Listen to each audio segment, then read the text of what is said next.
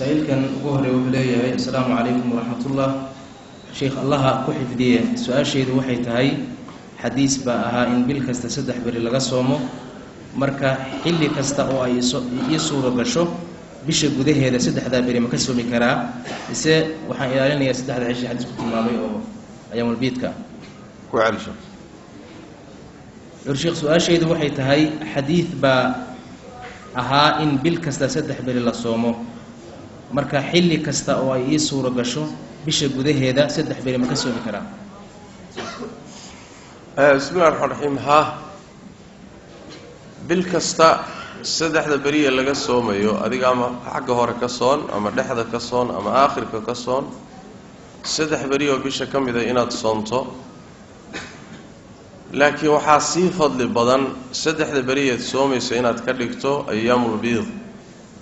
maalmaha cadcad oo maalmaha dayaxu buuxo oo ah 13aadka 14aadka 15aadka inaad 3 beri ka dhigataa si fadli badan laakiin hadaadan 3 ka dhigina bisha 3 kale oo kamida soonto yaani waxa weeye 3 beri ninkii bisha ka sooma waa soo galaysa وانا فرنتها معنا نعم جزاه الله خيرا شيخنا سائلكم وحليه هي شيخ قف جاد كشقيه بايا افريه افركا محرام با سونكيغنا wax nuqsaan ama soo gaaraya ruuxa jaadka ka shaqeeya ama qaadka ka shaqeeya طبعا shaqadiisu waa xaraan horta waxa uu ka shaqeysanayo waa maandoori isaga iyo midka khamrada ka ganacsaday waa isku mid haduusan qaadkuba sii darnayn shariicada rabbi waa isku xugum nin khamro ka ganacsada hadduu ku afuriyo khamradiisii wixii ka soo baxay ma ku afuraysa ma Soomaali baynu nahay khamrada waynu kala fogna waaba gaal baan dhaana ninka khamrada laakiin qaadku waa inaga la gedisan taana jahli ya aqoon darra keenaysa ee sharcan waxay ku kala gedisan yihiin malaha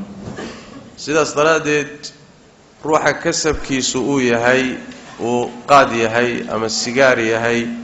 ama riba yahay oo meelaha xaraanta ah kasabkiisu ka soo galo ruuxaasi xoolihiisu waa xaraan وبالتالي لغلما معاملون كرو لغما قادن كرو افوركيس لما عني كرو هديديس لما قادن كرو صوما marka aan noqonin 100 sano waqti ku afur yeena kugu dhahay Allahumma hadi xaraanta soo gasha haday xalaali ku dhax jirto oo midaan meel kale wax ka soo galaan buu leeyahay masaadir kale inka meel ka soo wax ka soo galaan baa jira xoolo kale oo badan oo xalaal u leeyahay markaas oo kale hadaad xalaal miiranayso waa ku fiican tahay inaad saga tagto laakiin markaas oo kale waa xaraan lama dhihi karo waxa dhici karta inaad xoolihii intii xalaasheed ay ku jirtaa dhici karto sababtoo culimadu waxay dhahaan haday xoolihiisu xalaal u badan yihiin xaraanta yartay ku jirta markaasi اعتبار مله ولا لا معاملون بشرط ان wax marka aad ka qaadanaysa aynan ahayn oo aadan ogeyn inay tahay qaybtii xaraan tahay yaani ama ma ogid beelay ka soo jeedo ma xalaashi ama xaraantiba ama xalaashi inay tahay baad og tahay marka wala mucaamaloon karaysa waxa kale oo iyadana mudan in laga soo reebo ruuxa ka afuraya ama xoolihiisa qaadanaya qaadka ka soo baxay ama xaraanta ka soo baxay haduu miskiin yahay meel kale iyo uusan haysanin wax kale na haysan asaga waa loo ogolay sababtu maxay tahay laana miskiinku xoolahan meesha uu ku hayo ninkan odayga miskiinkaaba iska wada laba baab xoolihiisii sababtu waxa weeye haduu toobad keena had oo inay yiraahdo warqaadkii waan ka toobad keenay sigaarkii waa ikana xoolahayga ha loo taliyo intaan ka qaadno baan masaakiinta siin lahayn soo saasmo marka miskiinku isaga waa cuni karaa masaakiintu meelaha lagu bixiyo kamid tahay masaalixda caamka baa iskale يعني danaha guud ee muslimiinta xoolaha noocaas oo kale iska leh masaakiintuna waa kamid marka hadduu miskiin yahay meel kalena uusan haysanin isagu wax weeyaan ha ku afuro hadduu helana ha ka qaato wuxuu ka helo laakiin hadduusan miskiin ahayn maya lagama afuri karo xoolihiisana lama qaadan wallahu a'lam jazakallahu khayran sheekh saa'ilkan wuxuu leeyahay waxaan ku soomay wadan dadkiisu yahay 90% gaalo awradooduna ay banaanka taalo haddaba indhahaygu waxay ku dhacayaan awradooda marka soonkayga ajirkiisa wax ma u dhimaya arrinkaas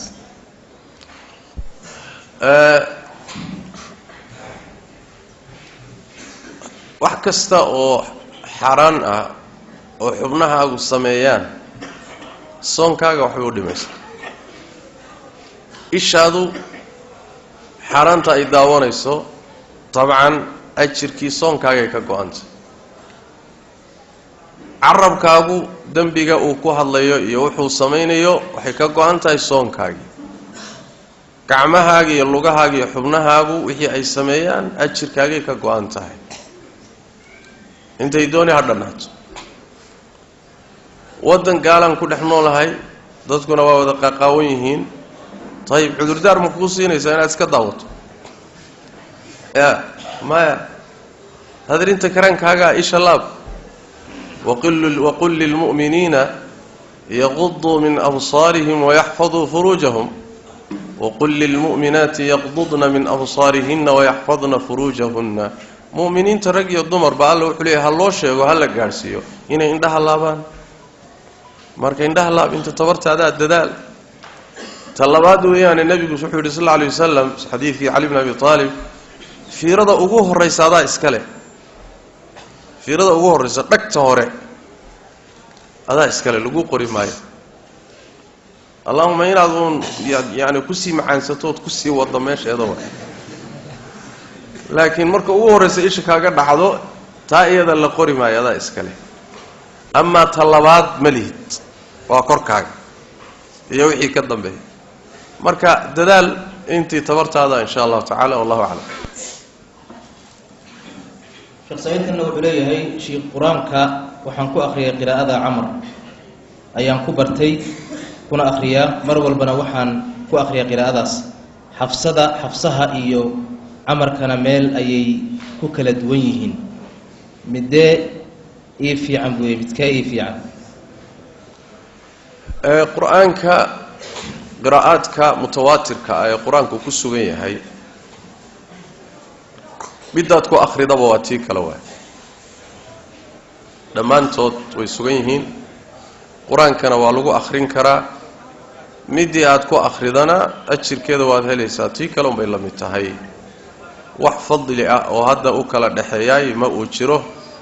waxa uu muhiim midda aad ku akhrinayso inaad itqaaniso inaad sugto oo aadan galab ahayn yaani dadka qaar ba waxay ku leeyahay khaasatan macallimiinteennii hore muxuu ahay amran akhrinayaa buu leeyahay xafsihi iyo amrihi iyo waxbuu isku dhaxqasay marka inaad lagu isku dhaxqasto lama ogola laana wixii meelay ku kala gedisnaanayaan laakiin hadaad mid itqaaniso akhri hadaadan itqaaninin amraha xafsaha misxafka ku qoran akhri markaas adoo xakalo la heli kara amraha laftiisa muxuu ahay musaaxif baa jirta musaaxiftiisa hada waa soo baxay waa la heli kara marka dhimale labada kaad akhridaba ajirku waa isku mid insha Allah wallahu a'lam jazakallahu khayran sheekh saa'ilku wuxuu leeyahay aabahay baa soonka ka hor xanuunsaday xanuunka dhiig kar weeye soonkii kadibna uu dhintay miyirkiisuna waa tagtagayay marka maxaan bixin oo lagu yeelanayaa ruuxu hadduu ramadaankii ugu soo galo xanuun ugu soo galo ramadaan oo dhan xanuunsanayay isagoon caafimaadina sida uu ku geeriyoodo wax soona laguma laha wax fidyana lagama bixinayo lianna laguma yeelaninba la yukallifu Allahu nafsan illa wus'aha ma buusan awoodinba mar hadduusan awoodin بمعنى فريضة لغم لها haddii iyadu meesha ka baxdo wixii bedeli lahaa oo fidye ana laguma laha allah u naxariisto laakiin ruuxa wax lagu leeyahay laga soomi ama fidye laga bixin waa ruux ramadaankii xanuun uga tegay xanuun markuu uga tegayna jaanisuu ku qalleeyo helay oo caafimaaday oo qallayn waayey kaas waa lagu yeeshay markaa waa lagu leeyahay ayib haddii lagu yeeshay isagoo lagu leeyahay uu dhintay waa dayn waa in laga gudo xadiidkii nabiga ku fadhiya sal alla alay wasalam xadiidu caaisha fi saxiixayn ee rasuulku yuri sal alla alay wasalam man maata wacalayhi siyaamun saama canhu waliyuh ruuxii dhinta isagoo soon lagu leeyahay ruuxa qaraabadiisaa ka soomaya qaraabadiisaa ka soomaysa marka waa laga soomi calaa ra'yi oo culimmada qaar ka mida ay qabaan waay xadiidkaana ay u daliishanayaan qaarna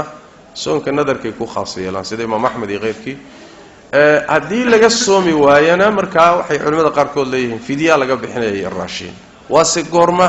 waa ruuxii xanuun uu uga tegay soonku xanuunkiina ka roonaaday jaanisuu ku qalleeyo helay qallayn waay ama hadduu ku geeriyoodo xanuunkii uusan kaba kicinba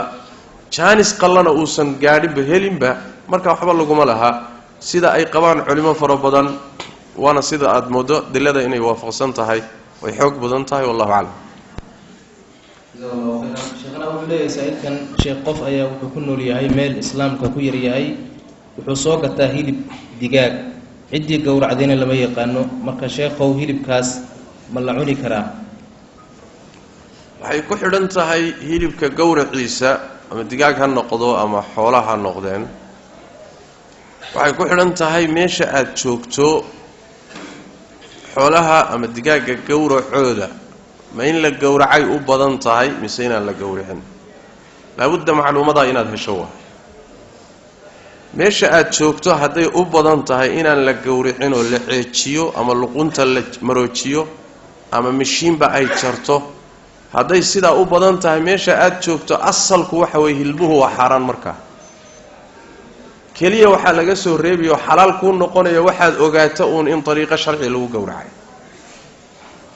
oo muxuu ahaayey ay kuu caddaato haalibku hadduu yahay inaan la gowracin haalibku waa xaaraan iskama cuni karti haddii meesha aada joogto sida haalibkii u badan tahay xoolaha la gowraco digaagaha la gowraco gowrac sharciga uu ka jirana markaa haalibkaasaad cuskanaysaayo wixii aada aragto waad iska cuni bismi llahi baad dhihi waadna iska cuni marka meeshaad joogtay ku xidhan tahay digaagun la iskama iibsan karo wax kastoo muxuu ahaayey la iskama qaadan karayo meeshay ku xidhan tahay weliba waxay u baahan tahay in masalada aada looga taxadaro wayaan adduunkii waaba qasmayba adduunkii waa qasmay yacni ma aqaan inaad la socoteen maalmo dhoweyd kenya maxkamad baaba waxay fasaxdayba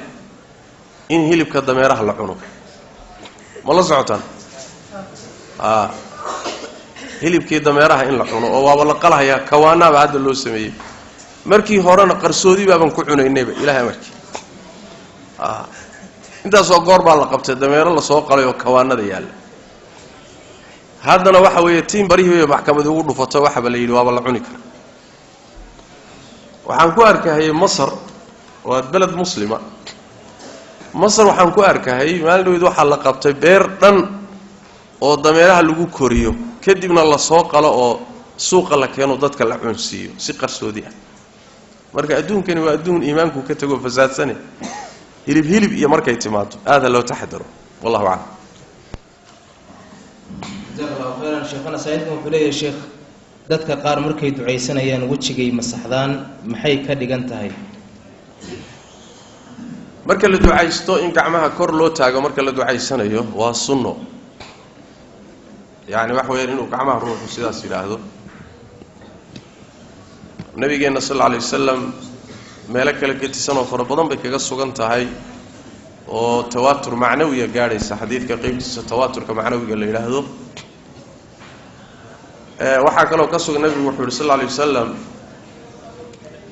allah tabaaraka wa tacaala wuxuu ka xishoodaa addoonkiisu markuu gacmaha u taagto inuu gacmihiiyo maran ku soo celiyo allah waa ka xishooda marka asbaabta ducada lagu aqbalay ka mid tahay inaad gacmaha taagato gacmaha hoorsato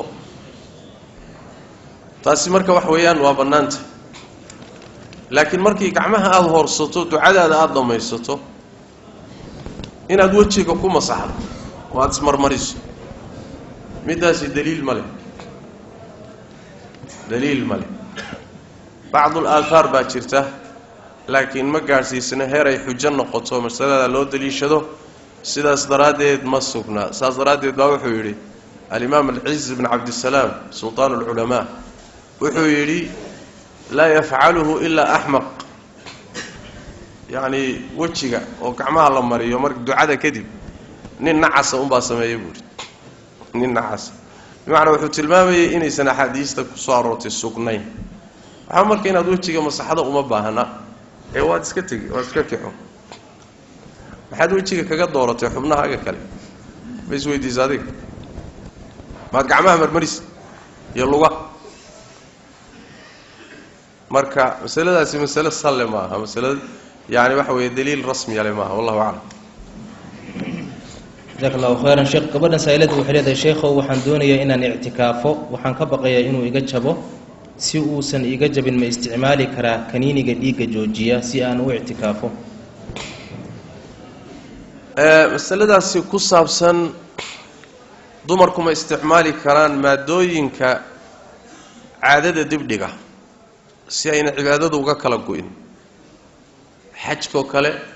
ramadaanko kale waa mas'alo horeysay oo Allah laga yaabo in Allah yaabtaan baxata xilliga ay culimadu ka hadleen xilli aad u horeysay athar baa soo arooray Abdullah ibn Umar waa saxaabi arinta isagoo ka hadlaya oo leh dib male laakiin waa dhaif atharka Abdullah ibn Umar waxay ka sugan tahay Ata ibn Abi Rabah oo taabici aha Abdullah ibn Abbas arday u aha إلى واقع واحد شري مادوين لاستعماله ودمركو استعمالانه عادة دبدقة إلى وقت قاسي مركو علماء كهلا وأرضي الصحابة وقت قود علماء أن معاصرين دادي شوكته أيقون ويكهلين وحيليهن لا بأس يعني واحد ومال بيليهن دمركو استعمالي كران اللهم هدي لنك عافمات كأين دبات الإيمانين تانو حلو الدين يا أهل الاختصاص بخاطيرته iyo rijaalul muxuu ahay caafimaadka ayaa la warsanaya oo la tala la weydiinaya maadada dhiiga lagu dibdhigayo ama jirka caafimaadkiisa dib u geysanaysa haday jirka caafimaadkiisa dhibaato u geysanaysa marka lama ogola hadayna jirka caafimaadkiisa dhibaato u geysanayna way isticmaali karaan yani caadadiina waa ku dibdhigi karaan si ay cibaadada u dhameystaan wallahu a'lam farsaayinkan wuxuu leeyahay ma hukmu man taraka sawma amdan ruuxa soonka kas uga taga xukunkiisu muxuu yahay cadaab buu qarka u saaray khatar buu ku jira laana xadiidka nabiga sallallahu alayhi wasallam sidoo tilmaamay xadiis Abu Umama wuxuu yiri nabiga sallallahu alayhi wasallam anigoo maalmaha kamida jooga ayaa waxa ii yimid buudhe laba nin nabiga dhahay sallallahu alayhi wasallam markaasay labada xuduudood i qabteen way kaxeeyeen waxay i geeyeen buur dheer markaasay waxay yiraahdeen buurtan fuul markaasay war ma fuuli karo war anaga ku kaalmeynayna ku badhigantaalayno yaani fuul balay buurti baan fuulay buurta korkeeda markaan joogo baan waxaan maqlay buur sawaxan iyo qaylo iyo cabaad iyo calaacal iyo wax isku dalaysa kaas waxaan yiri ruuxan maxay ahaayeen markaas waxa la yiri hada awaa ahli naar waa dadkii naarta ku jiray qayladoodii iyo sawaxankoodii waa calaacalkoodii waa ka soconay buu yiri waxaan u imid buu yiri hadana oo ii keeneen dad inta boqonta laga xidhay lugta oo kor lagu xidhay madaxoodii hoos u laalaado qowlalada afkana la dildilaaciyay marka qowlaladii afka waxa ka daadanaya carun iyo dhiig iyo qashin baa ka socda korna waa u xidhan yihin madaxoodiina hoos buu laalaaday markaasaa waxaan yidhi buuri kuwani maxay ahaayeen waxaa la yidhi wy kuwani waa kuwii afuri jiray iyadoon la gaadhin xilliga afurka u fiirsada kuwii soon ka tegi jiray maaha ra'sanba kuwii isaga tegi jiray maaha waa kuwii soomi jiray laakiin soonka xilliga afurkoon la gaadhin afuri jiray ayib kii hadduu saas u cadaabay midaan kuba soo leexanin ka war ya la shaka kaasi islaamnimadiisa tiirarkeedii mid ka mida dunsan waana caasi dambiile ah bacdu ahli lcilmina waxay qabaan inuuba gaaloobi riwaaya can imaam axmed waay riwaaya can imaam axmed caleyh raxmat ullah ayaa wuxuu leeyahay waa gaaloobaya taariku sawm kaafir buu leeyahay inkastoo riwaayada xooga badani ee ka sugan uu leeyahay ee xooga badan uu leeyahay maya waa muslim caasi maadaama uu tukanayo haddana riwaaya jirta leeyahay uu gaaloobaya marka waa halis soonka in laga tago maaha waa in la ilaaliyo waaba ku fiicannaysaan isleeyahay soomaalidu salaada iyo soonka salaaday dayacid badan tahay soo ma xataa yani ilaa agteenay caado ka noqotay oo ninka salaada ka taga lamaana yaabi jira laakiin nin maalin ramadaan wax cunahay markaasi waa kaafir billahi baa la dhihi waa kaafir billahi makaasaa dharaar ramadaan booba wax cunahayba ana arkahayay kaas laakiin salaada hadduu ka tago xoogaa yani si heerkaa in lama gaadhsiisnay marka in arkaanta la xifdiyo waa laga maarmaan wallahu aclam jazaaka allahu khayran sheekhana saa'ilkan wuxuu leeyahay dhiigu ma najaas baa hadduuse igaga daato dharkayga ma ku tukan karaa dhiigga jidhka ka yimaada bini aadamka culimmada badankood waxay qabaan inuu nijaaseeyahay waase masale khilaafiya oo qaar baa waxay leeyihiin nijaaso maaha ixtiyaadku wuxuu ku jiraa hadduu maradaada gaadho iyo hadduu jidhkaaga gaadhoba in la iska dhaqo leanno waa sida culimmadu u badan yihiin walow masaladu ijtihaadiya tahay khilaaf ku jiro culimmada qaar ka midna u daliishanayaan xadiidkii abu daawuud iyo ku yimi ninkii saxaabiga ahaa ee isagoo dhiiggu ka daadanaya iska tukanayay iyo saxaabada sidoo kale aahaaru bukhaari keenay oo iyagoo maryahooda iyo jidhkooda dhiiggu ku yaalay tukan jireen culimo waxay qaar ka mida leeyihiin dhiiggaasi nijaaso ma aha laakiin waxay u badan yihiin inuu nijaaso yahay saas daraaddeed waa in la iska dhaqaa habboon khuruujan min alkhilaaf واحتياطا للدين والله أعلم. جزاك الله خيرا. شايفكم حولي شيخ سليم سلا إلى الرياء. وسؤال مهمة سين سلا إلى الرياء واستستسك إن عمل كاجي واحد سمين يسو نيدو كهلون وإلهي درتي هذا نصمين وأدنى كلا هذا هل لو مقلو لقى شيء هل لو أمانو هذا يسوق الشو وحديث كي نبي الله تبارك وتعالى أولها أنا أغنى الشركاء عن الشرك أنا وحنا هاي متكب مارمو ككافتوما وحياله لو ذاقو من عمل عملا أشرك فيه معي غيري تركته وشركه روحي عمل صمية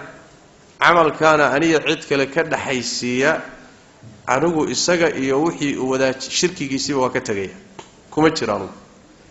ساس تراديد عملكو ميلاها أوردنتو أيا وحا كمدا إن إخلاصكو وايو شيطان كنا ميلاها أو خطر سنة بني آدم كو كسو قالي كمدا marka hore wuxuu isku dayayaa inuu amalkii cibaadada dhanba ku garamariyo inaadan soo baleexanin buu isku dayayaa hadaad ka rayso oo ka adkaato oo aad amalkii gasho ka hari maayo waa ku soo galayaa markaas wuxuu isku dayayaa inuu niyadaada haleeyo kharibo markaas wuxuu ku leeyahay muxuu ahay maarta dana kaliya masaalix kale ku soo galinay marka mar walba inaad la dagaalanto u baahan yahay ood ku dadaasho amalkaaga inaad ilaahay darsi ka dhigto tabaaraka wa taala maxaa kuugu kaalmeyn kara waxa kuugu kaalmeyn kara amalkaagu inuu ikhlaas iyo alla darti noqdo waxyaalaha kuugu kaalmeyn kara waxa kamida in aad mar walba fiiriso cida aad hor taagan tahay cadamadiisa iyo cidda aad istusayso xaqirnaantiisa sooma cidda aad istusayso waa makhluuq bini aadama oo liita cidda aad hor taagan tahay ee camalkan aad wax kaga rabtana waa allaha kownkan abuurtay sooma yani mujarrad qalbigaaga ay gasho waxan kadaad ku ag fadhiyo ee istusaysaay waa wax yar yar oo ruuxa qiimada ma bahaba wax laga raadsado ma marka qalbigaaga yani wuxuu u baahan yahay inaad shaqo ka qabato mucaalajayso waana hawl adag salafku waxay dhihi jireen ridwaanullaahi calayhim shay aanu isku dayno nu mucaalajayno shaqo ka qabanno niyada noogu adkaatay niyada iyo qasadka qalbiga noogu adkaaday marka waa arin shaqo adag u baahan allah tabaaraka wa tacaala camalkaaga inaad u khaalis yeesho adoomada inaad isaga jeesato waxa aad ka helaysaa adoonkan miskiinka ah inaad fiiriso qiimo darradiisa inaad allah tabaaraka wa tacaala jaliilka afiiriso waxa aad ka rabto inaad fiiriso khasaaraha ku soo gaadhaya in qalbigaaga xagga rabbi kaliya u jeediso arrimahaas oo dhan baa insha Allah tacaala kuugu kaalmeynaya wallahu a'lam jazakallahu khairan sheekh saa'ilkan wuxuu leeyahay assalaamu calaykum maalin soon ah ayaan la kulmay xaaskayga anoo halmaansan laakiin xaasku way ogeyd wayna ii aamustay oo iima sheegin marka ayadii ogeyd maxaa ku waajibaya adigana maxaa kugu waajibahay malabe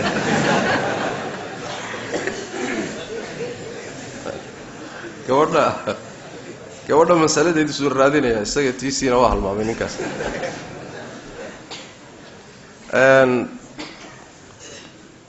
asaga aan ku bilaabe maadaama isagu gabadha ka bilaabay isagaan ka bilaabay isaga ishalmaamay ee xaaskiisa u galmooday isagoo ishalmaansan culimada qaar ka mida waxay leeyihiin sida cunidda iyo cabitaankay la mid tahay oo soonkiisa wuu wadanayaa qiyaasan cala alطacaami waasharaab iyo sidoo kale qaacidadii kulliga ahayd oo halmaanka ilaahay ummaddan uma qabto rabbanaa laa tu'aakhidnaa in nasiinaa aw akhta'naa alla wuxuu yidhi kamaa fii saxiixi muslim qad facaltu waan yeelay allow halmaan ha noo qabanin ismootiisna ha noo qabanin alla wuxuu yidhi waan idinka yeelay taa iyada marka sidaa culimmada qaar baa marinaya waana sida xoogga badan waaye halmaan shaygii soonka jebinayay hadduu ruuxu u sameeyo noocuu dooniba ha noqdo ruuxaasi soonku ka jabi maayo saasaa masalada u xoog badan tan kale iyo xaaska u aamustay ayadu marna waa dembiile marna soonkii uu ka jabay laakiin maxaa ku laasimaya culimada qaar ka mida waxay leeyihiin kafaaradii baa ku laasimaysa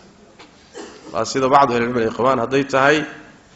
daakiro tahay mutaawicana tahay mutaawica waa haddaan la qasbin waayo yani hadday xusuusan tahay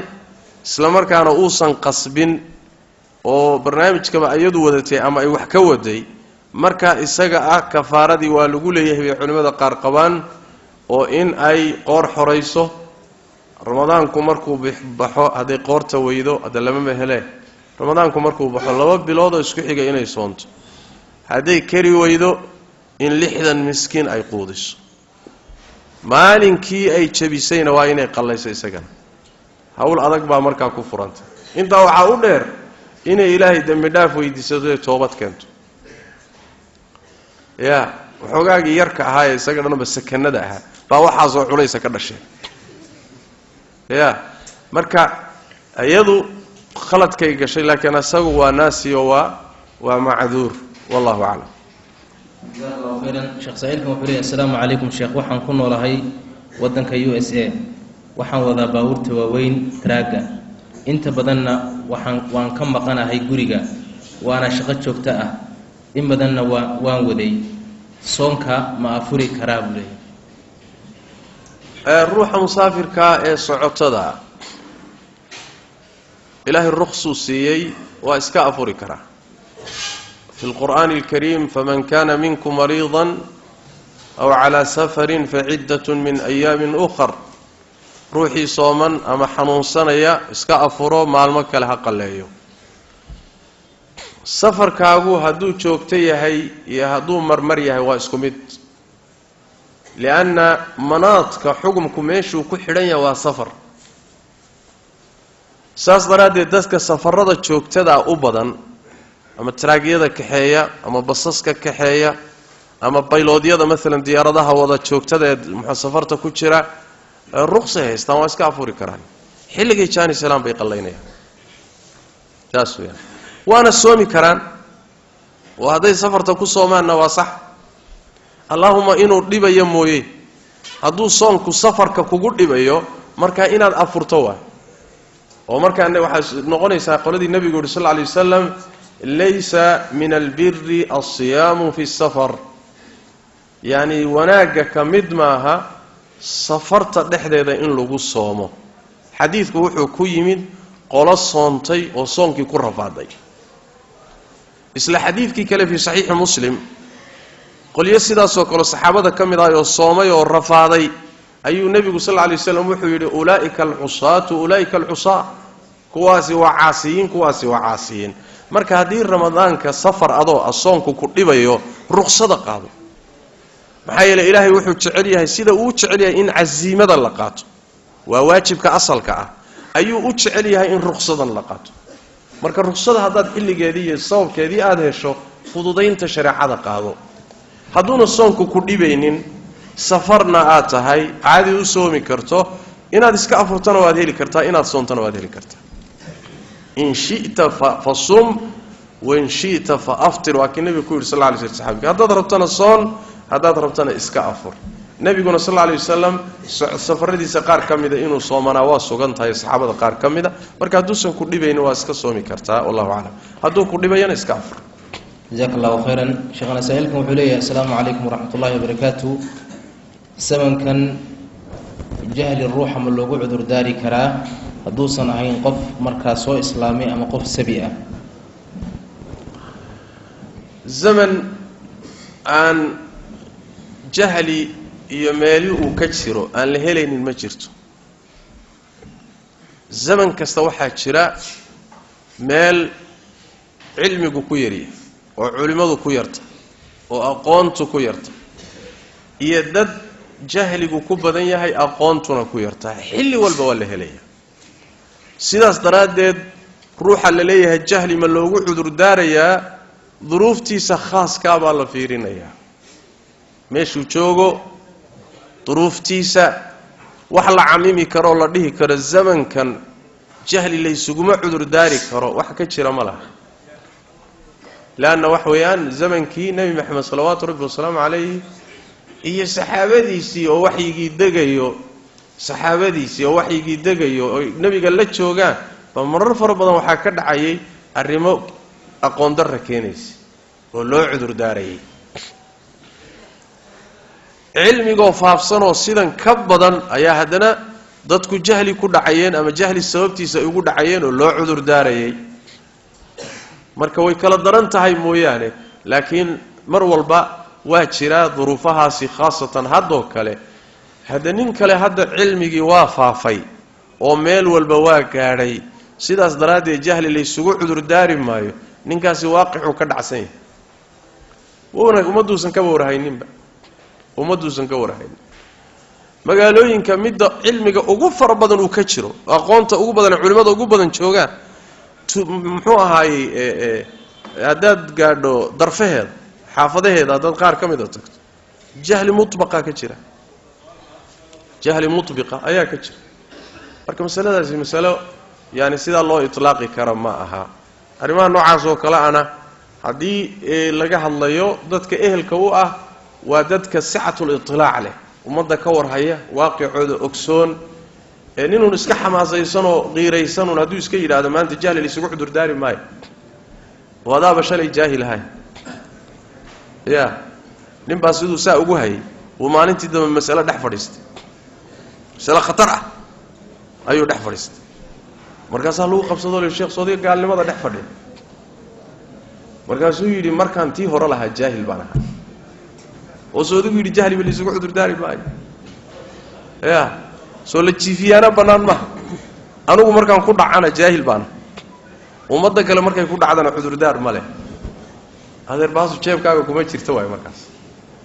mas'alo kaleeto weeyo marka ay culimmadu leeyihiin man nasha'a bibaadiyatin baciida aw qariib alislaam ruux ama islaamnimadiisu dhowda mar dhow soo islaamay ama ma ahe baadiye ka fog magaalooyinka ku barbaaray dadka qaar baa waxay kaga dhigtay adeer baadiye ma ku korta kalimatul baadiye qabsadeen jahligii aqoon darrada jirta iyo nusuusta culimada meesha khaldan ee la dhigahay mas'alo baadiye ma mas'aladu wax weeyaan xilliga culimadu hadlayaan oo hadallada ay itlaaqayaan ayaa magaalooyinka cilmigu faafsanaa jahliguna baadiyuhu yaalay طيب haddii magaalooyinkii jahli yimaado ka war ma adigu ma baadiyo maad ku dhaganaani mise muhiimadu waxay ahayd meesha cilmi ma yaalo aahaartii sunnaduna waa ka baaba'day magaalooyinkii hadday sidii baadiyahoo kala noqdaan waa la mid xukumkii meesha uu soo galay anna al-hukmu yaduru ma'a al-illa ya wujudan wa adam meeshii laga waayo cilmigii ama baadiyaha noqdo ama magaalaha noqdo dadku waa loo cudur daari ilaa wax la baro wax loo sheego waxa ay jaahil ka noqdeen wuxuu doonay ha noqdo wallahu a'lam jazakallahu khairan sheekana saa'ilkan wuxuu leeyahay waxaan la deganahay gabar agoon haysata maalin dhaweyd baan biyo isii markaasay waxay isiisay biyaha halka litir oo xiran kadib markaan cabay baan walaacay oo waxaan oo waa xoolo agoon baan isiri balse caagada lacagteeda ayaan wax u dhigantaan ugu iibiyay ciyaalkeeda sidaas ma iga gudmi kartaa xoolaha agoonta masaladii hadda aan ka hadlaynay intaana tan dambe u gudbin waxaan xusuustay xadiidkii sunanka ku yimid mucaad ibnu jabal radia allahu tacaala canhu ardaa mucaad ibnu jabal waa ninkuu nabigu yidhi sal alla alay wasalam aclamu nnaasi bilxalaali waalxaraam waa ninka dadka ugu yaqaanay xalaashiya xaaraantu ahaa waa ninkuu nabigu yidhi sal alla alay wasalam culimmada ummaddani markay kulmaan mucaad meel saruu saaran yahay in aqoontiisu aada u sarraysu ah ninkii nooca ahaa ayaa wuxuu tegey shaam markuu tegey wuxuu u tegey nimankii gaalada ahaa ee madaxda ahaa oo dadkooda iyo raciyadooda u sujuudayaan waa soo laabtay nebigu u yimi sal alla alay wasalam markaasuu sujuud la dhacay ya nebigu u sujuuday war mucaadow see wax u jiraan see wax gaayiin waa aclamu nnaasi bilxalaali waalxaraam markaasuu rasuul ilaahi kuwa aan soo arkay oo loo sujuudahayo adaa ka mudan in laguu sujuudo walaaduu sidhe soo masaladu kama qarsoomin markaasuu nebigu u saxay sal alla alay wasalam oo yidhi ilaahay keliyaa loo sujuudaa haddii cuduun cid u sujuudi lahayd dumarka ayaan amri lahaa raggooda inay u sujuudaan laakiin ilaahay keliyaa loo sujuudaa soo ma u fiirso yacni aclamu nnaasi bilxalaal waalxaraam shubha ku dhalatay masale muhimaa ka qarsoontay nebiguna waa u cudur daaray salawaatu rabbi wasalaamu caleyh ya ninka marka waxa weeyaan kaarhka gaalaysiintaa la ordahayeelo soomaali maanta cilmigii waa gaadhay saas daraaddeed wax cudurdaara ma leh oo darajadii mucaad miyay gaadhay soomaali maanta yacni waxa weeye masaa-ishaas marar badan waxaan leenahay ha loo noqdo usuushii salafkii ahlu sunnaha oo yaan lagu fududaanin meelahaasi waa meelaha ay dadka ummadda dhiiggooda bannaysta ama gaalaysiiya iridaha ay ka soo galaan oo ay u maraan muxuu ahaay qaradkoodii ujeeddadooday ka mid tahay aad ha looga taxadaro arrimaha noocaas oo kale ah su-aasha xigta waxay ahayd nin la degan gabadh ilmo agoon haysata nin baa wuxuu leeyahay waxaan la deganahay gabadh agoon haysata maalin dhaweyd baan waan gartay ninkaasi khayr allah siiyo uu ku baraarugsan yahay agoonta xoolahooda inaan la cuni karin waana sidaasi si lagu cuni karaayo ma jiraan haddii maamada ku siisay biyaha ay agoonley ahayd waxay ahayd inaad weydiiso oo tidhaahdo xoolahan biyahani ma agoonta xoolahoodii baa mise ilaan iyada lafteedaa laga yaaba inay xoolo leedahay soo ma ama waxaa dhici kartaba in lagu sadaqaystay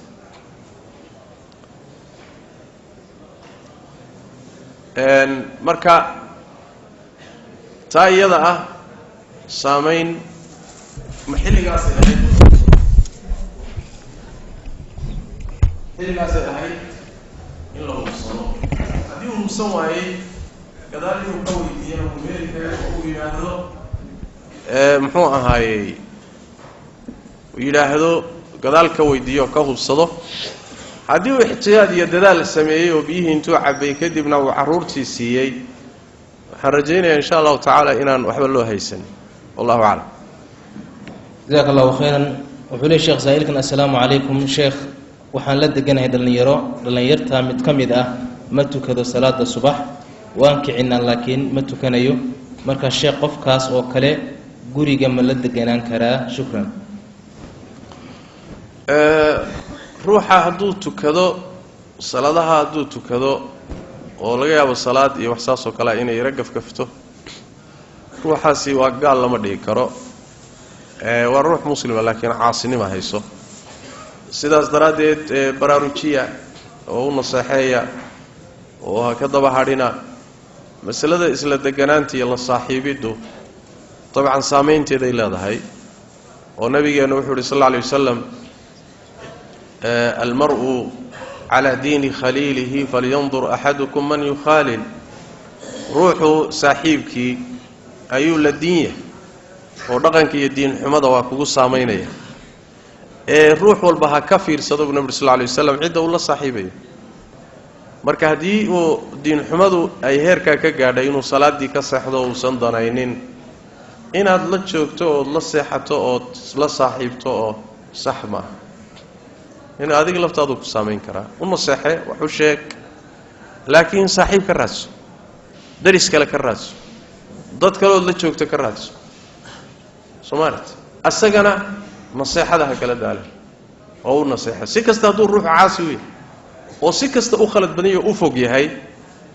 نصيحة كولي جريد مع عبد الله البجلي وكيلها في صحيح مسلم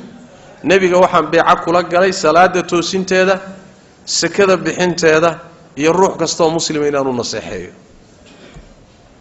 يعني واحد هالكاس على قارسية النصيحة هذا الدين النصيحة واحد حديث تميم الداري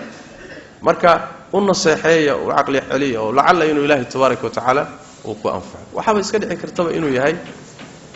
سيدتك قاركود منين إسكهور دوينه وهورتدا اللي بعتك وقبه يعني واحد دتك قارباسا إسكه باش العليس واحد بدن لقسي وردده عليس بدن ku hayso marka nooc cudur daar yeelan kalaan dadkaas sida xadiidkii nabigeena sallallahu alayhi wasallam ninkii saxaabiga ahaa xaaskiisu ay nabiga uga soo dacwootay waxay ku tiri rasuul ilaahay oo ninkaygu saddex arimood bay ku dacweysay marka salaad subax uu ka seexdaa oo barqinkii uu tukadaa waa mid labaad uu garaaca waa mid saddexaad soonku iga jabiyaa صدح حسب دعويس والله يعني وروح المجران واجران برسول الله صدح ذو واجر ومحاضع حول ورنت هذا ورد الصلاة الصبح وان كسح ذاي وبرقين كيوم بنتو كذا صوبتنا وحول لي رير وحان كرنا شهور دوين سيدا النظر وبرقين كيوم بان كحنا مركا النبي صلى الله عليه وسلم وحكوا لي حلي ذاك كعدة تكالي tii kalena wuxuu yiri gabadha waa runteed waan garaacay laakiin waxaan ku garaacay yiri suurada quraanka kam aan ka aqaanoon akhristo bay iga akhrisataa marka waxaan ka kari waayay na suuradaha ii daabaan ka kari waayay markaas nabigu sallallahu alayhi wasallam wuxuu yiri war adiga iyada way idin ku filan tahay quraanku gabadha daabaa leeyahay garaac tii saddexaydna wuxuu yiri soonkan ka jabiya waa sax maxay nin dhalinyaro baan ahay iyaduna waxay sameeysaa way iska soontaa soon sunnaba iska soontaa maalintii baan guriga joogaa waa u baahanahay marka aniga u baahan bay sooman tahay saas daraadeed waa ka dulboodaya soonkana waa ka jabinaya taa iyada isaga lagu garsiiyo nabigu wuxuu ku yiri sallallahu alayhi wasallam waa meesha ku imaanaysa xadiiska dhahaya haweenay uma banaana inay soonto ayadoo ninkeedii joogo soon sunna inay soonto ilaa idankiisa mooyee inuu u fasaxo mooyaane inay iska soonto maya marka يعني meesha waxa ka muuqata nabigu sallallahu alayhi wasallam hurdaweynanka inuu meesha cudurdaar nabigu ka bixiyo sallallahu alayhi wasallam yani wax lagu kala xtagi karo ma la dhigi karo nin kasto hurdaweyn ha iska jiifama laakiin waxa dhici karta oo suroobi karta ruuxaasi inuu yani noocaas oo kale yahay waxay dooniba ha noqotee una naseexeeya muxuu ahaayay xaqiisana wixii idin kaga iimaan lahaa iska ilaaliyo ka taxadara wallahu a'lam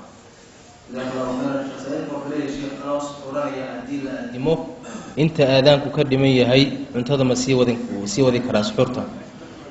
xadiid khaas ah masalada ku soo arooray asalku wax weeyaan aadaanka dambe in suxurta lagu joojiyaa asal ah waana aayada quraanka macnaheedu ku tusayso wakulu washrabu hatta yatabayyana lakum al-khayt al-abyad min al-khayt al-aswad min al-fajr ilaahi kala cadaadaan labada liilan kala cadaantooda inaad arkayso iyo in aadaanka aad ku garato labaduba waa saas daraadeed baa nabigu wuxuu sallallahu alayhi wasallam aadaanka bilaal yuusan cuntada idin diidin laakiin ilaa uu ka aadaamo ibnu ummi maktuum nin indhalaabu ahaa wa kana la yu'adhinu hatta yuqala lahu qad asbahta warwaagi waa bari ilaa lagu yiraahdo muusan aadaami jirin marka ninkaas aadaanka dambe aadaami jiray aadaankiisana cuntada lagu joojin jiray asalku waa saas laakiin xaalad naadira xadiid ku soo aroortay xadiidkaasi waa xadiidka inda ahlu sunan ku yimid ee nabigu sallallahu alayhi wasallam ida sami'a ahadukum an-nidaa wal inaa'u fi yadihi fala yad'uhu hatta yaqdi haajatahu min midkiin hadii uu aadaanka maqlo isagoo weelkii gacantiisa ku jiro weelka gacantiisa ku jira yuusan dhigin ilaa uu xaajadiisa ka guto marka maxaa la yiri wal inaa'u fi yadihi weelku waa inuu gacantaada ku jiro cuntadii waa inay gacantaada ku jirto ama weelkaad cabayso waa inuu gacantaada ku jiro mid xagga yaalo oo raadsan doonto soo qaadanayso maya mid jikada laga soo wado la soo diyaarinayana maya waa mid aad bilowdo dhexda ku jooga waay gacantaadana ku jira kaasi aadaanka intaan la dhamayninba waad kala tuuri kartaa Soomaa sidaas daraadeed waa xaalad khaas ah oo nusuusta caamka ah iyo khasisaya baa leeyahay xaaladaasi waxa xoojinaya athar kaleeto isagana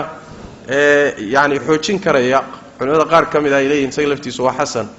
oo Umar ibn Khattab radiyallahu ta'ala anhu wardaah ba maalin la soo nabiga la suxuurtay sallallahu alayhi wasallam suxuurti oo uu gacanta ku hayo ayaa lagu aadaamay Umar markaasuu rasuulullaahi ma iska dhiga ma xaajadaada ka gudo ku yiri marka xadiiskan iyo labada xadiis iyo marka la isu geeyo waxay tilmaamayaan in xaaladda khaaska haday ku qabsato ka gaarsi laakiin wixii xaaladda aan ahayn raashin la soo ridan iyo mid la soo qaadan iyo mid la soo wado iyo mid ku ag yaala midna ma aha wal inaa'u fi yadihi wa weel gacantaada ku jira wallahu a'lam jazakallahu khairan sheekh saa'ilkan wuxuu leeyahay sheekh matagu ma najaasa mise waa daahir mantaga saayshi waagi hore buuqeedu taagnaa mantaga inuu nijaaso yahay waa say culimadu u badan yihiin nijaasanimadkiisa waa sida loo badan yahay waxayna u daliishanayaan daliil khaas ma laha oo aayad quraan iyo xadiis ma laha nijaasanimadiisa sheegaya laakiin waxay u daliishanayaan culimada badankood waxay leeyihiin waa shay caloosha gaadhay asagoo doorsoomayna soo noqday marka shay kasto noocaasana waa nijaasay leeyihiin wax daliilo khaas oo ku soo arooray ma jira nijaasanimadkiisa hal xadiis baa jira xadiis yaasiruna abu yaasir buu ahaa oo waxaa jira daciifa bal baatil ah al-imam an-nawawi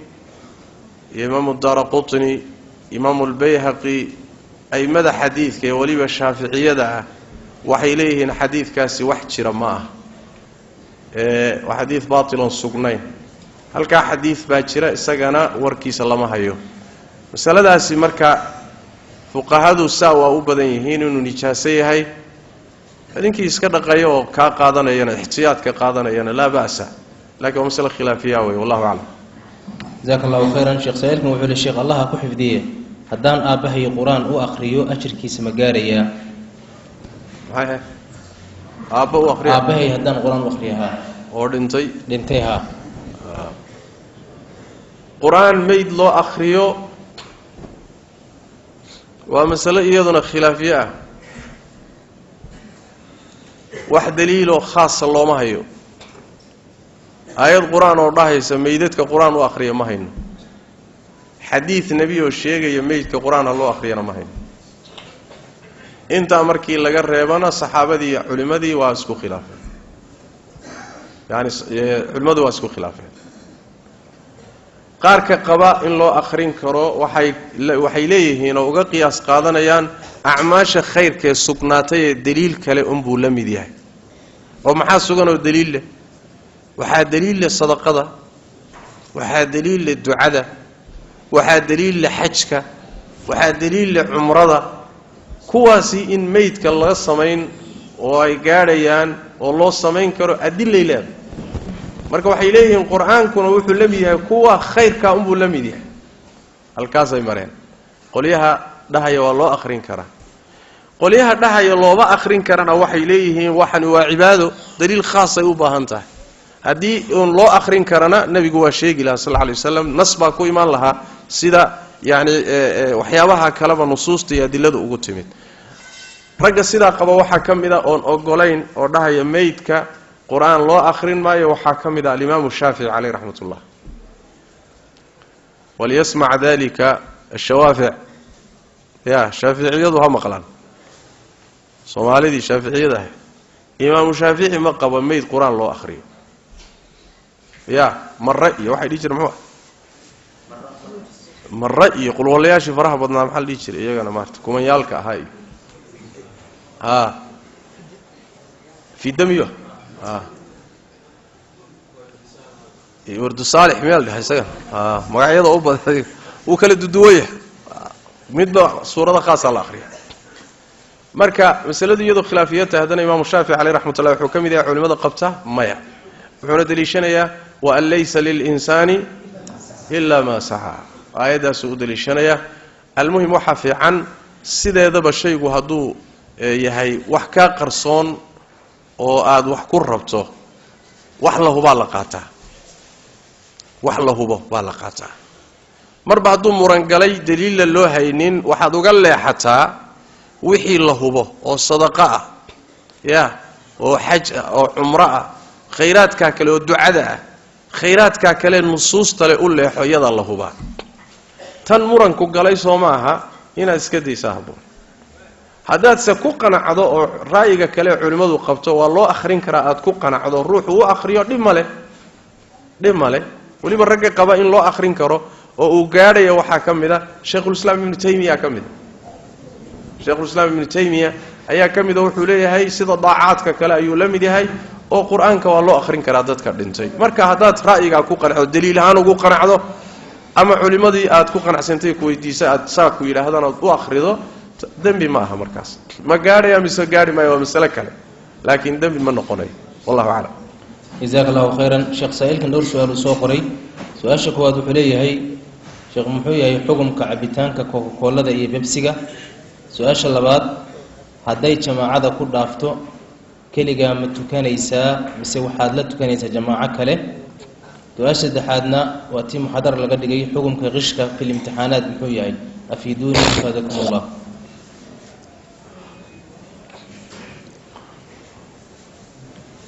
su-aasha hore kokakoolada iyo bebsiga kokakoolada iyo bebsiga cabitaankeeda maxaa ku jira maxaad ka dhex aragteen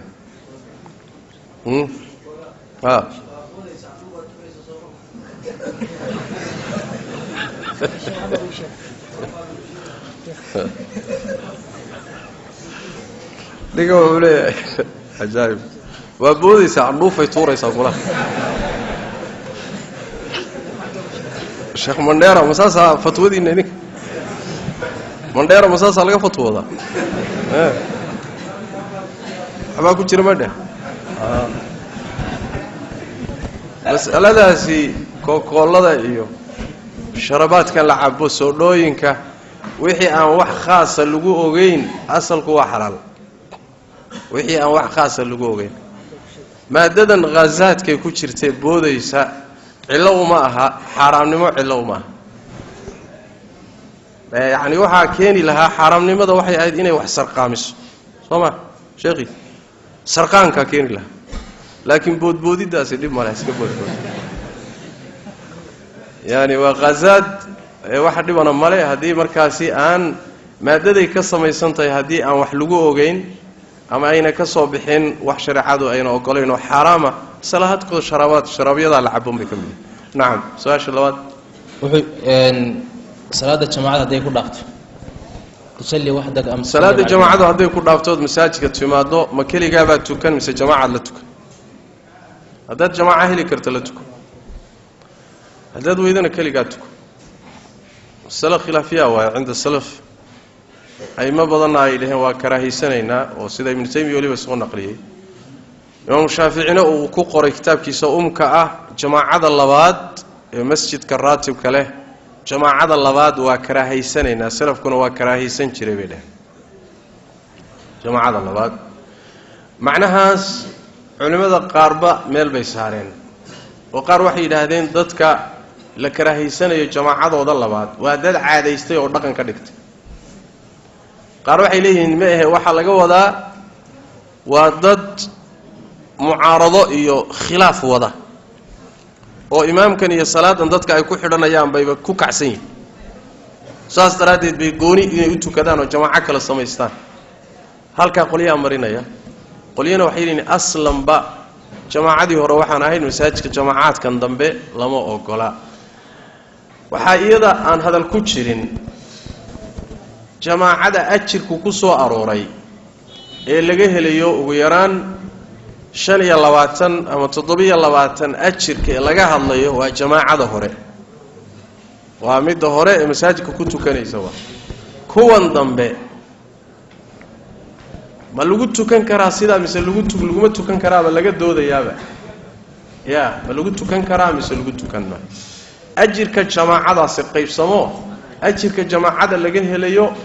salaada jamaacadana waa noqdaa waxa kale uu noqdaa ruuxu soo socodka uu soo socdo masaajidka uu soo socdo ayadana waa ku jirtaa marka laba gooraba ajirkii jamaacada ee xadiista lagu sheegay waa jamaacada hore kuwan dambe ruuxu ma ku tuma u banaanta mise uma banaano waa aymadaasi waxay soo guuriyeen arinta iyada ah waxa jira xadiiskii nabiga sallallahu alayhi wa sallam maalmaha kamid ah soo masaajidka fadhiya ayaa ninba salaad agtiisa ku galay markaasuu nabigu wuxuu yiri sallallahu alayhi wa sallam rag saxaabadiisa oo ag joogay wariyaa ku sadaqaysta buu yiri kan wariyaa wax ku sadaqaysta ninba istaagay oo la tukaday oo jamaaca u noqday yaa oo ku sadaqaystay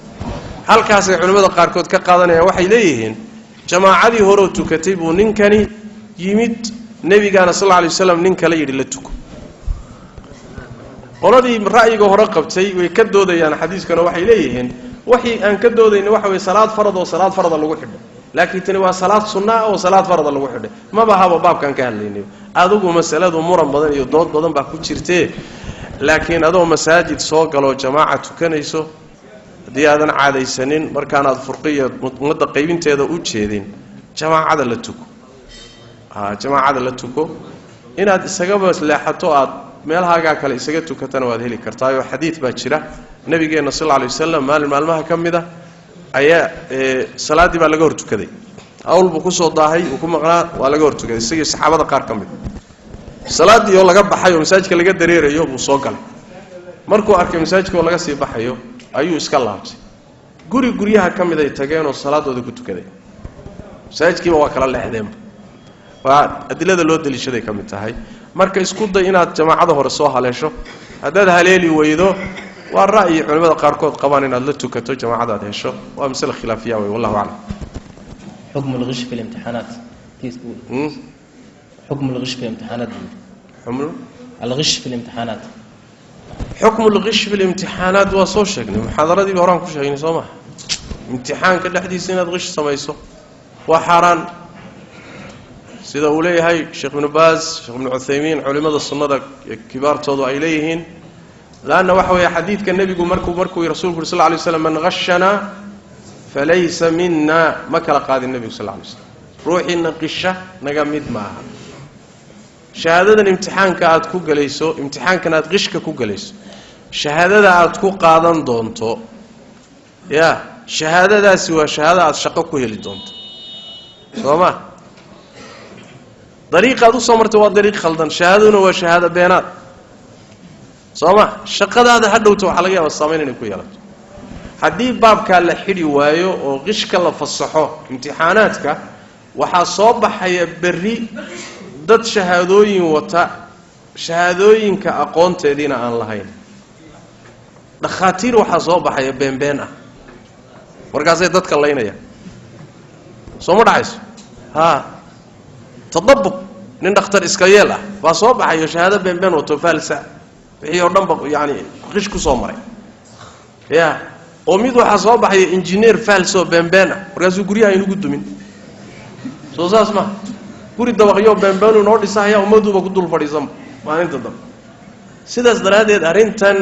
yaani imtixaanaadka iyo shahaadaadku اعتبار culus bay leedahay khaasatan waqtigan hadda la joogo oo ruuxa aqoontiisa ka turjumaysa shahaadadu macna saas waa imtixaanka waan soo maray si saxan ku soo maray aqoonta waan leeyahay saasoo shaqo ku helaya saasoo umada ugu khidmeynaya saasoo muxuu ahaa lagu la mucaamaloonaya saas daraadeed qishka imtixaanaadku waa xaraan wixii sidaa kugu soo galana waa xaraan wallahu a'lam jazakallahu khairan waqtigayga waxaan uga dhiman 10 daqiiqo insha Allah wuxuu leeyahay saa'ilkan assalaamu alaykum salaam kadib hadii anigoo iska jiraya macnaha ka taxadaraya biyo kama igu tagaan soonka miyuu iga jabaya markaan weysa qaadanayo oo kale markaad weysa qaadanayso waxa la rabaa hadaad sooman tahay inaadan luqluqashada iyo sandaarsiga ku xeel dheeraanan xadiidkii laqiit ibn sabra inda ahli sunan وكي النبي صلى الله عليه وسلم وبالغ في الاستنشاق إلا أن تكون صائما سندار سيغا كحل ديرو آد بيها اوتشيد إناد صومن تاهي مويه هداد صومن تاهي بيها سنك آدها اوتشيدين لغلق الشدنا آدو تحدر طبعا لغلقان كرتا وعقدو زي حديث النبي صلى الله عليه وسلم نبا النبي يقول رسول الله وحاس كيغا مردون كان كرا أنا صومن وقاسو كوير كورنا هذا صومن لغلقته هذا ما لبر هذا تتابشة إيو رنكشة واللقلقشة يا لقيدينا وهوش الضم صوصاص ما مركا لقلقشة يسندار سجى يواسح لكنها كحل ديراني هدي أتسميسو أو أي بي وكوكو تجاه صون كي ما تشبيه هذا تحدريه أو كوتا لقشنين هذا يكوكو فكذان ما يمتشبيه محايل الحقيقة سوق ليسا لا تؤاخذنا إن نسينا أو أخطأنا بيسوق ليسا وكتلق الآن صوما يعني هالمانك يكتلق الآن توحي كاقر عاي اسكباب واي إن الله تجاوز لأمتي عن الخطأ والنسيان وما استكره عليه هالمانك يوحي سموستيس أدعى يوحي اللغو قصف أمد إذا إلهي واكر دافي والله أعلم جزاك الله خيرا شيخ زايلكم وحريه هاي الشيخ إلهي درتي بان كوجع الله كحفديه هدي أن دهو بيري قبر إيجا أجنبي أن كله هذا الله أمان سيدا قاليي شرفي قروحي يوحي لمدا صون كيجا محو دميا بس محو دميا مسه مدن بيبا شكرا بسم الله الرحمن الرحيم haweeney ajnabi ka ah oo xaaskaaga ahayn oo hooyada aan ahayn oo maxram ku ahayn qaaliyay iyo sharafay maxaa ku galiyaday ya iyo macaanay iyo goormaad ogaatay inay macaanta waa hada la khalad way munaasib ma sooma yaani hadallada noocaas oo kala waa hadallada fitnada iyo aafada abuurayo hadalladu waa kale yihiin hadallo waxa jira xaasaska loogu talagalay oo reerkaagu leeyahay waxa jira hadallo loogu talagalay waalidiinta iyo oo hadallo ixtiraam waxa jira hadallo loogu talagalay dadka ajnabiga ka ah hadallada noocaas oo kala ah waxay furayaan fitnay furayaan la dhanka in dumarka inay ka yimaadaan sax maaha sida ilaahay dumarka markuu la hadlayo ku yidhi falaa takhdacna bilqowli fayatmaca aladii fii qalbihi marad hadalka ha jilcinnina ha dabcinnina oo midka damacu ku jira iyo hungurigu uu markaa damco midka qalbiga ka jiran ee qalbiga cudurka shahwadu ka hayo ayaa damacgelaya wakadalika dumarku waa ka sii jilicsan yihiin ragga soo ma meesha la leeyahay dumarkii hadalka ha dabcinnina si aan ragga hunguri u gelin ya ninkii hadduu dabciye ka warrantii ka qalbi jilicsanayd hawshu waa kharimaysa meeshaana waa meesha laga taftaafay dhallinyaro fara badan oo isku kharibantay ya meeshaasay ka bilaabatay waatay culimmadu yidhaahdaan nadratun faibtisaamatun faliqaa'un famawcidun faliqaa marka ugu horraysa safiirka iridda fura waa isha marka ugu horraysa iridda furto aabodha iyadaa soo saamis markay ishu ay furto kadibna muusood iyo waxaa ku jira ku xiga iyo qosol kadibna markii laysu muusoodo waxaa ku xigta in la ballamo soo ma kadibna kulankii baa ku jira kadibna xaajadu qadhaadhaatay soo saas ma saas daraaddeed hadalkan macsuulka ah waa nooc aafa ah diintuna ma ogola adoo sooman naag ajnabi ka hadaad warkaa ku tidhaahdana shaki ma laha inaad dembi gashay ood khalad gashay wabitaali soonkaaga saamayn bay ku yeelanaysa ajirkaagii waxbaa go-aya waxbaa lagaala tegay wallahu aclam jazaaka allahu khayran sheekh saa'ilkan wuxuu leeyahy sheekh waan ku salaamay salaan kadib islaan aan furay hooyadeed gacanta ma ku salaami karaa su-aasha labaad islaan aan furay oo aan rabo inaan ku noqdo markhaati ma u baahanahay islaan aada furtay hooyadeed gacanta ma ku salaami karta jawaabtu ahaa yacni islaanta sodohdaa ah waa maxram abadi ah waay ama gabadheedii wada jooga ama kala taga abidkeed bay maxram kuu tahay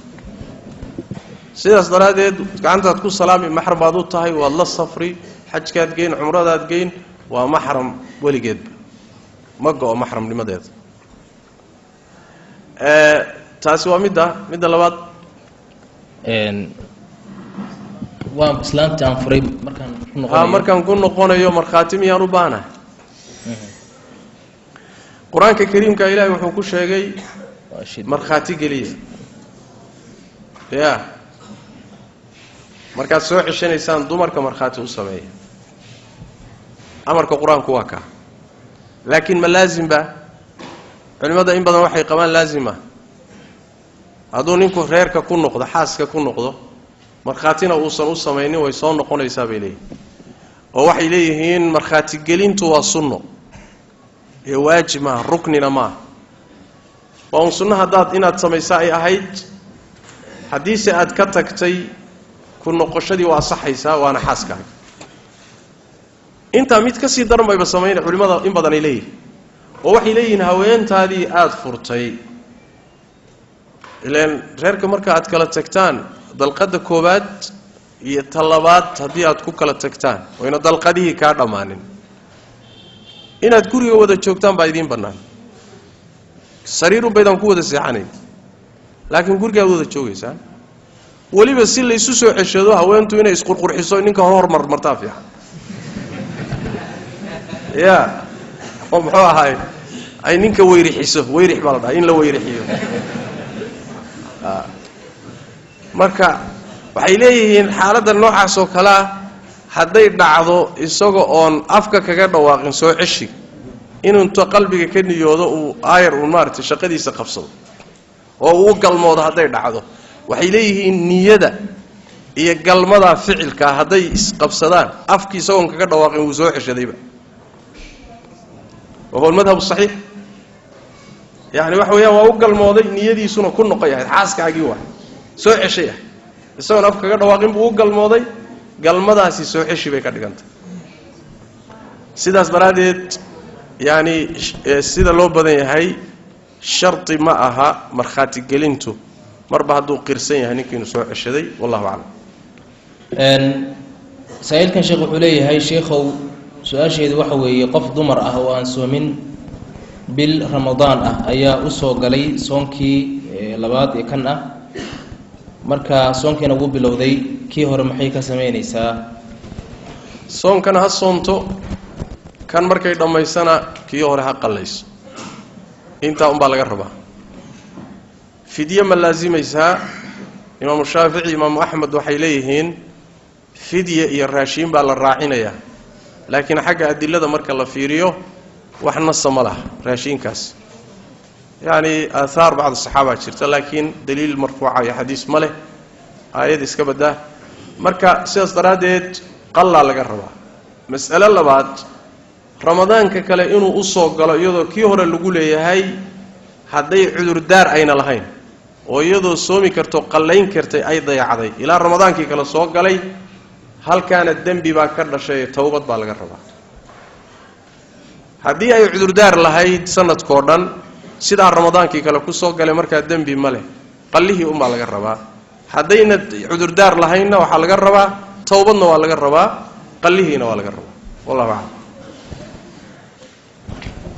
sheekh xuseen muadin baa su-aal keenaya, wuxuu yidhi sheekh xuseen kaale hadda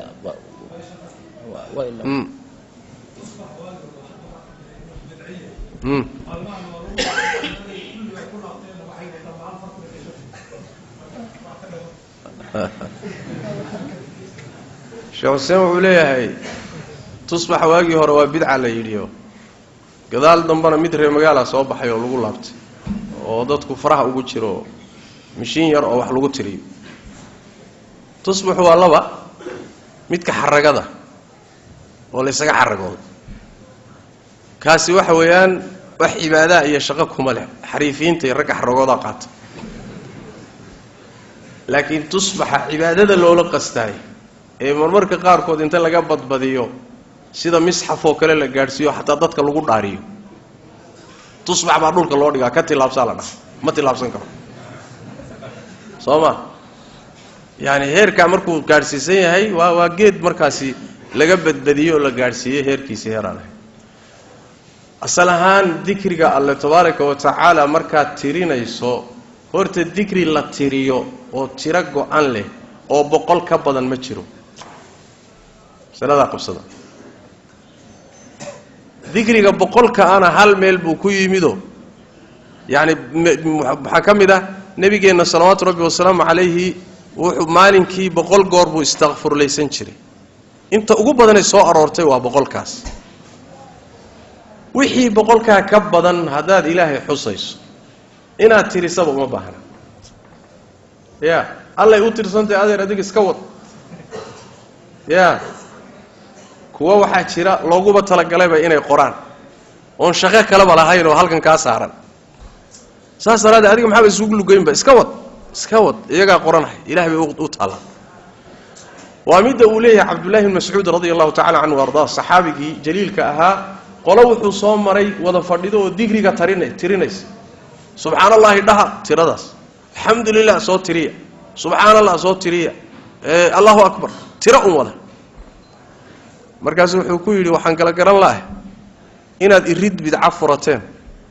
iyo inaad nebi maxamed iyo saxaabadiisii ka khayr badan tihiin mise saxaabada ka khayr badan tihiin, labadaa kay tahay baan garan lahay.